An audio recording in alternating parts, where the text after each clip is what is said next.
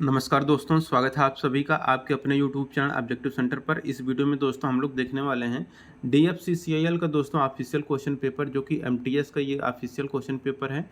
इसका जो exam conduct हुआ है दोस्तों 10/11/2018 को दोस्तों एग्ज़ाम कंडक्ट हुआ है। तो इसमें दोस्तों देखिए, मैंने जनरल नॉलेज का जो प्रश्न था वो मैंने आपको दिखा दिया था। अगर आप लोग इसको नहीं देखे हैं तो डिस्क्रिप्शन बॉक्स में लिंक दिया गया है प्लेलिस्ट का, आप लोग उसको जाके चेक कर लीजिएगा। वहाँ पर दोस्तों ये जनरल नॉलेज का क्वेश्चन मिल जाएगा। बाकी दोस्तों इस वीडियो में हम लोग देखने वाले हैं साइंस का प्रश्न। साइंस का प्रश्न यहाँ पर जो भी है उसको हम लोग यहाँ पर देख लेते हैं। तो चलिए स्टार्ट करते हैं।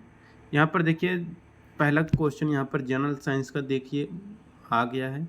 जनरल साइंस का यहाँ पर कह रहा है, यदि कोई कोशिका अर्धसूत्री विभाजन द्वारा विभाजित होती है तो कितनी नई कोशिकाएं बनती हैं।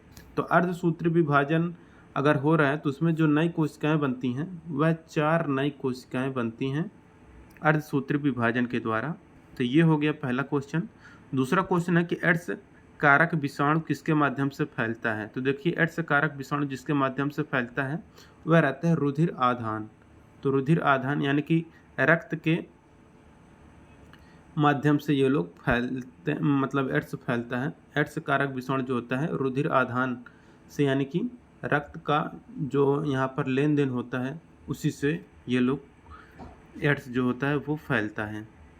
तीसरा क्वेश्चन यहाँ पर देखिए कह रहा है, एक निश्चित आकृति या पैटर्न में एक ही क्षेत्र में एक साथ 2 या 2 से अधिक फसलों को उगाने की प्रक्रिया को क्या कहा जाता है। तो देखिए एक निश्चित आकृति यानी कि पैटर्न में एक ही क्षेत्र में एक साथ 2 या 2 से अधिक फसलों को उगाने की प्रक्रिया को हम लोग अंतराशयन कहते हैं। तो अंतराशयन यहाँ पर करेक्ट आंसर ये हो जाएगा। अब देखिए चौथा क्वेश्चन यहाँ पर क्या कह रहा है, कह रहा है कि DPT का टीका किसके विरुद्ध प्रतिरक्षा प्रदान करता है।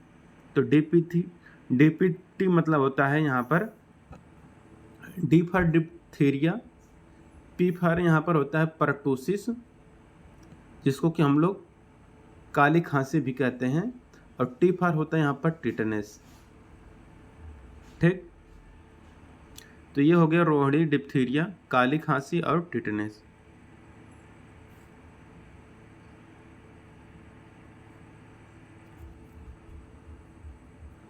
देखिए किसी वस्तु के संवेग की गणना किस रूप में की जाती है। तो देखिए किसी वस्तु के संवेग की गणना जो करते हैं, आपको भी पता होगा कि संवेग P इक्वल टू होता है m इंटू वी। ठीक, तो P इक्वल टू mv यहाँ पर करेक्ट आंसर हो जाएगा ऑप्शन नंबर 2।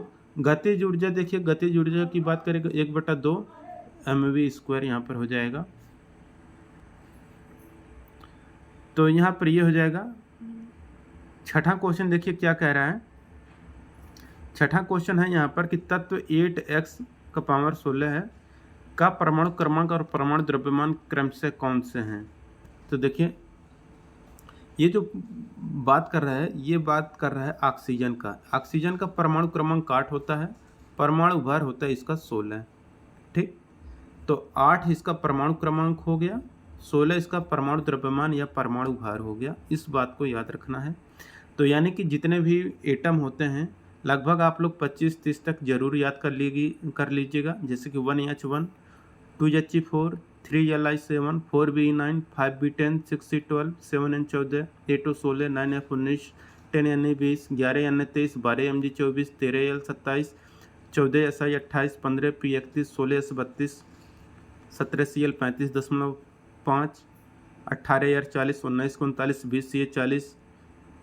इस तरह से आपको दोस्तों 25-30 तक जरूर याद कर लेना है। ठीक, अब देखिए सातवां क्वेश्चन है, निम्न में से किस क्रांति के कारण दूध का बेहतर उपयोग और उपलब्धता प्राप्त हुई। तो देखिए जिस क्रांति के कारण दूध का बेहतर उपयोग और उपलब्धता प्राप्त हुई वह है श्वेत क्रांति। तो ये बहुत आसान सा क्वेश्चन है, यानी कि जितने भी क्रांतियां हैं आपको उसको ज़रूर पढ़कर जाना है। ठीक, तो ये हो गया दोस्तों। वाष्पीकरण की दर को बढ़ने पर क्या नहीं बढ़ता है। तो देखिए वाष्पीकरण की दर आर्द्रता के बढ़ने पर नहीं बढ़ती है। ठीक, बाकी वाष्पीकरण की दर दोस्तों पृष्ठ के क्षेत्रफल पर भी निर्भर करता है, तापमान और हवा की चाल पर भी निर्भर करता है। वाष्पीकरण की देखिए दोस्तों, अगर वाष्पीकरण की दर कब बढ़ेगी। अगर दोस्तों पृष्ठ क्षेत्रफल अगर बढ़ जाएगा ना तो वाष्पीकरण की दर बढ़ जाएगी। टेम्परेचर दोस्तों अगर यहाँ पर देखेंगे बढ़ेगा तो भी वाष्पीकरण की दर बढ़ जाएगी, और इसके बाद अगर हवा की चाल अगर बढ़ गई तो भी वाष्पीकरण की दर बढ़ जाएगी।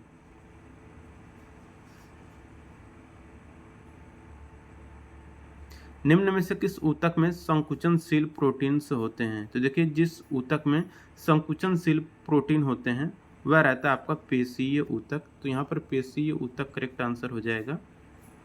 अब देखिए 10वां क्वेश्चन करें, कैल्शियम हाइड्रोक्साइड का रासायनिक सूत्र कौन सा होता है। तो देखिए जितने भी रासायनिक सूत्र होते हैं उसको जरूर आपको पढ़कर जाना है। तो कैल्शियम हाइड्रोक्साइड CaOH का ट्वाइस होता है कैल्शियम हाइड्रोक्साइड। गतिज ऊर्जा उसमें ऊर्जा में परिवर्तित करती है कौन। तो देखिए घर्षण में जो होता है, घर्षण में गतिज ऊर्जा उष्मा ऊर्जा में परिवर्तित होती है, ठीक। जबकि अग्नि में दोस्तों किसी भी प्रकार की गतिज ऊर्जा नहीं होती है। बैटरी में भी गतिज ऊर्जा नहीं है, रासायनिक ऊर्जा होती है। माइक्रोफोन में लगभग समझिए विद्युत ऊर्जा आपका ध्वनि ऊर्जा में बदलता है। तो इसलिए घर्षण में क्या होता है कि जो गतिज ऊर्जा होती है, गति के कारण ही घर्षण उत्पन्न होता है, और जब घर्षण होगा तो वहाँ पर दोस्तों हीट जनरेट होता है और उसी को ऊष्मीय ऊर्जा हम लोग बोलते हैं। 12 नंबर क्वेश्चन है कि दिए गए पशु वर्गीकरण समूहों में कछुआ किससे संबंधित है। तो जितने भी दोस्तों हैं ये सरीसृप, ये आपका दोस्तों कछुए से संबंधित है। कछुआ किसके अंतर्गत आता है, तो सरीसृप के अंतर्गत आता है। अब देखिए 13 नंबर का क्वेश्चन क्या कह रहा है, कह रहा है कि एक कार 20 किलोमीटर प्रति घंटा की चाल से चल रही है तो 4 घंटे में वह कितनी दूरी तय करेगा। तो देखिए दूरी बराबर होता है यहाँ पर दूरी d बराबर, इसको हम लोग चाल इंटू समय, चाल इंटू समय।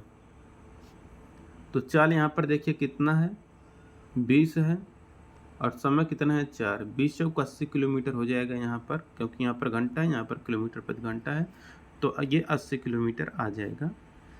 अब देखिए 14 नंबर का क्वेश्चन है कि मानव कर्ण की कौन सी संरचना उसके द्वारा प्राप्त की गई ध्वनि तरंगों को परिवर्धित करती है। तो यह रहता है मध्य कर्ण की कर्ण अस्थियाँ। तो मध्य कर्ण की कर्ण अस्थियाँ यहाँ पर करेक्ट आंसर हो जाएगा। 15 नंबर क्वेश्चन है कि वायुमंडलीय नाइट्रोजन को अमोनिया, नाइट्रस और नाइट्रेट्स में परिवर्तित करने की प्रक्रिया को क्या कहते हैं। तो इस प्रक्रिया को हम लोग नाइट्रोजन अस्थायीकरण कहते हैं। तो ये दोस्तों साइंस का क्वेश्चन था। अब इसके बाद देखिए रेलवे का जो DFCCIL का प्रश्न होता है इसको देखेंगे हम लोग अगले वीडियो में।